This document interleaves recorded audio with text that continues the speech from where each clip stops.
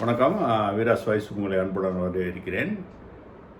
இந்த NDA government வந்த பிறகு பொதுத்துறை நிறுவனங்களில் இருக்க முதலீடுகளை விற்று அதிலேருந்து வர பணத்தை நாங்கள் கவர்மெண்ட் செலவுகளுக்கு தேவை அப்படின்னு சொல்லி ஒரு பாலிசியை கொண்டு அதில் ஓரளவுக்கு வெற்றியும் கண்டாங்க. என்னென்னா நிறைய oil companies, public sector undertakings இதெல்லாம் பண்ணு. 2021 நம்ம மாண்புமிகு பாரத பிரதமர் நரேந்திர மோடி அவர்கள் வந்தோடனே ஒரு ஸ்டேட்மெண்ட் கொடுத்தார். என்னாரு, government has no business to be in business. Government எந்த பிஸ்னஸும் பண்ணக்கூடாது, மேற்பார்வை தான் பார்க்கணும், சூப்பர்விஷன் தான் பார்க்கணும் அப்படின்றத ஒரு பாலிசி மாதிரி கொண்டு வந்தாங்க. அதை கொண்டு நிறைய பொதுத்துறை நிறுவனங்கள் பங்குகளை தனியாருக்கு விற்க ஆரம்பித்தாங்க. தனியாரும் அதுகளை வாங்கினாங்க. ஏன்னா அது ரொம்ப சீப்பாக கிடச்சிது, பெரிய அசட்டு. பொதுத்துறை நிறுவனங்களை உருவாக்குனது ஒரு நிறைய எம்ப்ளாய்மெண்ட் கொடுக்கணும், பொதுமக்களுக்கு எல்லாமே ஈஸியாக அப்ரோச் பண்ணுற மாதிரி இருக்கணும். எஸ்பெஷலி நீங்கள் பார்த்தீங்கன்னா வங்கிகள்லாம் தேசியமயமாக்கப்பட்ட வங்கிகளில் பொதுமக்கள், சாதாரண மக்கள் போய் அப்ரோச் பண்ணுறதுக்கு ஈஸியாக இருக்கணும்னு சொல்லி இல்லை. ஒரு பக்கம் இந்த ஜன்தன் யோஜனா பெரிய அளவில் கொண்டாடிக்கிட்டு இருக்கப்ப, இந்த பக்கம் பொதுத்துறை நிறுவனங்கள் வங்கிகளில் இருக்க பங்குகளையும் விற்க ஆரம்பிக்கணும்னு ஆரம்பித்தாங்க. இது நல்லா போயிட்டு இருந்துச்சு. பட் ஒரு ஸ்டேஜ் வந்த பிறகு என்னென்னா, இந்த ப்ரைவேட் செக்டார் எப்போவுமே உங்களுக்கு தெரியும், அவங்க லாபம் இல்லைன்னா இதை எதுக்கு போய் வாங்கணும், இது ஒரு பெரிய இது மாதிரி இருக்குது, பெரிய பர்டன் மாதிரி இருக்குது. சொத்துக்கள் இருக்குது, சொத்துக்களுக்கு ஏற்ற மாதிரி அதுக்கான நிறைய அட்டண்டன்ட் ப்ராப்ளம்ஸும் நிறையா இருக்குது, நிறையா எம்ப்ளாயீஸ் இருக்காங்க, நம்ம நினச்ச மாதிரி எதுவும் நடத்த முடியாது, அது மாதிரி நம்ம வழிக்கு கொண்டு வர்றது கஷ்டம்னு சொல்லி அவங்க அதில் இன்ட்ரெஸ்ட் காமிக்கிறத குறைச்சிட்டாங்க. இப்போ அதனால் என்னென்னா, இந்த டிஸ்இன்வெஸ்ட்மெண்ட் கம்மியாயிடுச்சு. இப்போ கவர்மெண்ட்டோட பாலிசி இந்த பட்ஜெட்டில் கூட பார்த்தீங்கன்னா என்னென்னா, அவங்க விற்று வர பணத்தோட இந்த பொதுத்துறை நிறுவனங்கள்லேருந்து ப்ராஃபிட்லேருந்து வர வருமானம் அதிகமானதுனால அவங்க சரி நம்ம இனிமேல் டிஸ்இன்வெஸ்ட்மெண்ட் பண்ண வேணாம், பங்குகளை விற்க வேணாம், இந்த பங்குகளில் இருந்து நம்மளுக்கு டிவிடெண்ட்டாக வர வருமானமே அதிகமாக இருக்குது, அதனால் இது ரொம்ப லேட்டான ரியலைசேஷன். ஆனால் இதுக்கு என்ன வழிமுறைகளை இது இப்போ நீங்கள் பார்த்தீங்கன்னா, பப்ளிக் செக்டார் பேங்க்கு, ரிசர்வ் பேங்க்கு தவிர மற்றவங்க கொடுத்த வருமானமே ஒரு 16,000 கோடிக்கு மேலே டிவிடெண்டே அவங்களுக்கு வந்திருக்கு. இது இன்னும் போக போக இன்க்ரீஸ் ஆகிட்டே இருக்கிறதுனால உங்களுக்கு என்னப்போ இப்போ பொதுத்துறை நிறுவனங்கள், பொதுத்துறை வங்கிகள்லாம் லாபம் ஈட்ட ஆரம்பிச்சிருச்சு. அவங்க அக்குமுலேட்டட் லாஸை சரி பண்ணுறதுக்காக சில பேர்னால டிவிடெண்ட் பே பண்ண முடியல. இப்படி இருக்கிறப்ப அவங்க என்ன பாலிசி டிசிஷன் இப்போ மாற்றிருக்காங்கன்னா, நம்ம டிவிடெண்ட்டை வாங்குவோம், அந்த டிவிடெண்ட்டை வாங்குறதுக்கு என்னென்னா இருக்கிற எம்ப்ளாயீஸை மில்கிங் கவு மாதிரி அவங்கள எல்லாத்தையும் கசக்கி புழிஞ்சு அவங்கள்ட்ட வேலை வாங்கிடணும் அப்படின்றது. இதோட எஃபெக்ட் என்ன ஆச்சுன்னா, பொதுத்துறை நிறுவனங்கள் ப்ராஃபிட் மாத்திரம் பார்க்குறதில்ல, எஸ்பெஷலி வங்கிகள் பார்த்தீங்கன்னா ப்ராஃபிட் மாத்திரம் பார்க்குறதில்ல, அவங்க மற்ற சேவைகளும் செய்கிறாங்க. நீங்கள் ஒரு ஸ்டடி லோன் கொடுத்தாங்க, ஜன்தன் யோஜனாவே கின்னஸ் புக்கில் ரெக்கார்டு புக்ஸில் நம்ம பண்ணதுக்கு காரணம் பொதுத்துறை வங்கிகள் தான். ஆனால் அது பேர் வாங்கிட்டது யார் வாங்கிட்டாங்களோ அவங்களுக்கு தெரியும். அப்படி இருக்கப்போ ஸ்டடி லோன் கொடுக்குறதும் சரி, கவர்மெண்ட் இப்போ பென்ஷன் கொடுக்குறது சரி, any government sponsor scheme, agriculture loan, MSME loan, இது எல்லாமே கொடுக்குறது பொதுத்துறை வங்கிகள் தான் நிறையா கொடுக்குறாங்க. அவங்களுக்கு ப்ராஃபிட்டையும் ஒரு அடிஷ்னல் பர்டன், ப்ராஃபிட் தான் ப்ரியாரிட்டின்னு கொண்டு வந்தால் மற்ற ப்ரியாரிட்டியை பின்னுக்கு தள்ளணும். இப்போ நீங்கள் ப்ரைவேட் செக்டார் பேங்க்ஸ்லாம் பார்த்தீங்கன்னா அவங்க மோஸ்ட்லி இந்த ப்ரியாரிட்டி செக்டார் லெண்டிங்கிறது கொடுக்கறதில்ல. அவங்களுக்கு அந்த பர்டன் இல்லை, அவங்களுக்கு எவ்வளோ க்ரீமி ஆஃப் இதை ப்ராஃபிட்டை எடுத்துக்கணும்னு சொல்லி அது போயிடுறாங்க. போயிட்டு கடைசி நேரத்தில் என்ன பண்ணுவாங்க, இப்போ மார்ச் வந்துருச்சு இல்லையா, அந்த டயத்தில் என்ன பொதுத்துறை நிறுவனங்கள் கொடுத்து வச்சுருக்க அந்த ப்ரியாரிட்டி செக்டாரை வாங்கிடுவாங்க. ஒரு ப்ரைஸ் கொடுத்து வாங்கிக்கிட்டு அவங்க என்ன இல்லைனா கவர்மெண்ட் பெனால்ட்டி போடுவாங்க அப்படின்றதுக்காக அதை வாங்கிக்கிட்டு அதை சரி பண்ணிக்குவாங்க. இப்போ இந்த பொதுத்துறை வங்கிகளில் இதனால் என்ன ஆகுதுன்னா, அன்எத்திக்கல் பிஸ்னஸ் ப்ராக்டிசஸை ஆரம்பிச்சிட்டாங்க.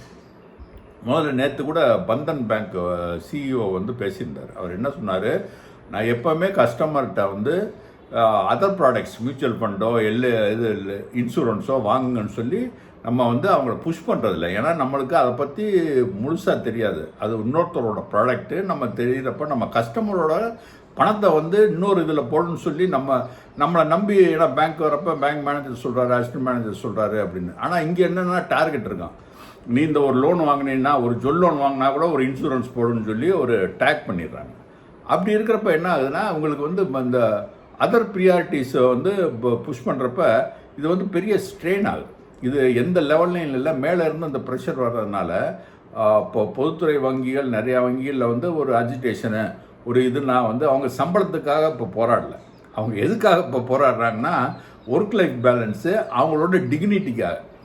ஒரு பொதுத்துறை நிறுவனத்தில் வந்து இப்போ பேசுகிற பேச்சுக்களை வந்து ப்ரைவேட் செக்டாரில் இருக்க பேசுகிறதோட ரொம்ப மோசமாக, இன்க்ளூடிங் உமன் எம்ப்ளாயீஸையும் வந்து ட்ரீட் பண்ணுறது வந்து ஒரு ஆர்கனைஸ்டு ட்ரேட் யூனியன் இருக்கிற இடத்துல வந்து இது ஒரு பெரிய தாக்கத்தை ஏற்படுத்தியிருக்கு. இதனால் என்னென்னா, ஒரு ரீசண்டாக ஒரு பேங்க் எம்ப்ளாயி, ஒரு விமன் எம்ப்ளாயி ஒரு போஸ்ட் போட்டிருந்தாங்க. என்னென்னா, என்னுடைய கணவருக்கு உடம்பு சரியில்லை 2 வருஷத்துக்கு முன்னாடி, பட் என்னால் போய் கணவரை வந்து சரியான நேரத்தில் பார்த்துக்கிற முடியல. ஏன்னா பேங்க்லேயே வந்து லேட் ஆகிடுச்சு, அதனால் 9 மணிக்கு தான் வீட்டுக்கு போவேன், சரியாக பார்த்துக்க முடியல. இப்போ வந்து எனக்கு வந்து ஒரு கொஞ்சம் மீடியமான பிரான்ச்சில் இருக்கேன், ஆனால் என் கணவர் என் கூட இல்லை. ஏன்னா அவரை பார்த்துக்கிற முடியாதனால அவர் இறந்துட்டார். இப்போ என் கணவரை யார் எனக்கு கொடுப்பான்னு கேட்குறப்ப வந்து இது வந்து எவ்வளோ பெரிய ஒரு தாக்கத்தை ஏற்படுது. ஏன்னா இப்போ பேங்க்கில் பார்த்தீங்கன்னா ஒரு 40% விமன் எம்ப்ளாயி தான் இருக்காங்க. இவங்க என்ன விமன் எம்பவர்மெண்ட்டு அப்படின்னு ஒரு பக்கம் பேசுகிறான், ஒரு பக்கம் வந்து இவங்களுக்கான சலுகைகளோ இவங்களுக்கான சரியான இதை வந்து கொடுக்கறதில்ல. இந்த ஒர்க் லைஃப் பேலன்ஸே இல்லாமல் போச்சு. இது எதனால் போச்சுன்னா, இவங்க இந்த ப்ராஃபிட்டை இன்க்ரீஸ் பண்ணுறதுக்காக, லோன் கொடுத்தா என்பிஏ வரும்ன்றதுக்காக மற்ற அதர் ப்ராடக்ட்ஸ் எல்லாத்தையும் இவங்க வழியாக வைக்கிறாங்க. இது வந்து ப்ராஃபிட்டை இன்க்ரீஸ் பண்ணி இப்போ டிஸ்இன்வெஸ்ட்மெண்ட்டை விட்டுட்டு எங்கேயே வந்துட்டாங்க, டிவிடெண்ட்டை வாங்கிக்கலான்ற முடிவுக்கு வந்ததுனால இந்த மாதிரி ப்ரெஷர்லாம் அதிகமாக இருக்குது. இது வந்து எங்கே போய் முடியும்னா, ஏன்னா ஒரு பேலன்ஸ் ஷீட்டு, பேங்க்கோட பேலன்ஸ் ஷீட்டோ எதுலேயும் பார்த்தீங்கன்னா எம்ப்ளாயி தான் இருக்கிறதுலே பெரிய அசட். அவங்க இல்லைன்னு வச்சுக்கோங்க, அவங்க லாயலாக இல்லைன்னா, இப்போ பொதுத்துறை வங்கிகள்லையோ பொதுத்துறை நிறுவனங்கள்லையோ அவங்க வந்து அவங்களோட இன்ஸ்டிடியூஷனுக்கு வந்து இருக்கிற லாயலிட்டி ப்ரைவேட்டில் இருக்காது. ப்ரைவேட்டில் நாளைக்கு காலையில் நான் வேறு வேலைக்கு போகிறேன்ட்டு போயிடுவாங்க. பொதுத்துறை நிறுவனங்களில் வரதே வந்து பெண்கள் வர்றதுக்கு ரீசன் வந்து ஒரு பாதுகாப்பான சூழ்நிலை இருக்கும், ரொம்ப ஒரு கௌரவமான வேலைகள் பார்க்கலான்னு. ஆனால் இப்போ இந்த கௌரவமே வந்து இப்போ போயிடுச்சு. இதுக்கு எல்லா ரீசன் வந்து இப்போ இந்த டிஸ்இன்வெஸ்ட்மெண்ட்லேருந்து டிவிடெண்டுக்கு வந்த பாலிசினால் ஏகப்பட்ட ப்ரெஷர் வருது. இது வந்து ஒரு சரியான போக்கு கிடையாது. டிஸ்இன்வெஸ்ட்மெண்ட்டை நிப்பாட்டினது அவங்க ஏன் நிப்பாட்டினாங்கன்னா, அவங்க வந்து உணர்ந்துக்கிட்டு நிப்பாட்டல, யாரும் வாங்க வரல, அதனால் நிப்பாட்டினாங்க. இப்போ அதனால் என்ன பண்ணாங்க, இந்த மில்கிங் கவுன் மாதிரி இவங்களை போட்டு ஒரு இதை போட்டு எவ்வளோ அடித்து உதச்சி பாலை கறக்கலான்ற மாதிரி இப்போ பண்ணிக்கிட்டு இருக்காங்க. இதுவும் வந்து ஒரு தப்பான பாலிசி தான். எது முடியுதோ, எது கரெக்டானதோ, எது எம்ப்ளாயினால் முடியுதோ அதை வந்து நம்ம கரெக்டாக சொல்லணும். ஏன்னா மிஸ் செல்லிங் வந்து இப்போ நிறைய ஆயிடுச்சு. இந்த பந்தன் பேங்க் சிஇஓ சொன்னது வந்து மிஸ் செல்லிங் வந்து ஒரு பெரிய க்ரைமு, ஒரு பெரிய ஃப்ராடு.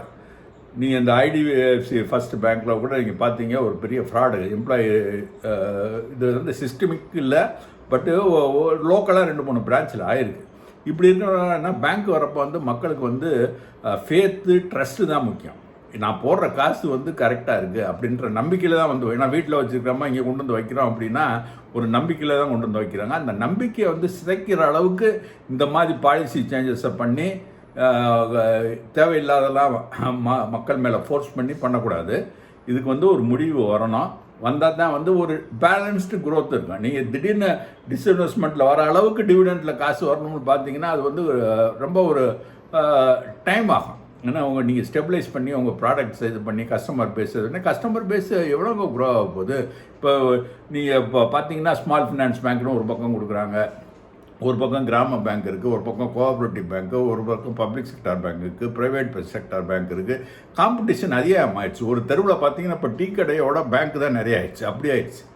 அப்படி இருக்கிறப்ப இது வந்து ஒரு பேலன்ஸ் க்ரோத் தான் தேவை. டிவிடெண்ட்டுக்காக இருக்கிறவங்கள வந்து கில்லிங் த கோல்டன் கூஸ்ன்னு சொல்லுவாங்க, கூஸ் லேயிங் கோல்டன் எக்ஸ். அதை வந்து அப்படியான பாலிசி வந்து லாங் டேர்மில் வந்து சரி வராது. இது எல்லாத்துக்கும் ஷேர் பண்ணுங்கள். ஏன்னா இப்போ இருக்கிற அடுத்த தலைமுறை வந்து அவங்களோட குழந்தைகளை நல்லா பராமரித்து கொண்டு வந்தால் தான் வந்து அடுத்து நல்லா இருக்கும். இதை எல்லாத்துக்கும் ஷேர் பண்ணுங்கள். என்னோடய சேனலை சப்ஸ்கிரைப் பண்ணுங்கள். நன்றி, வணக்கம்.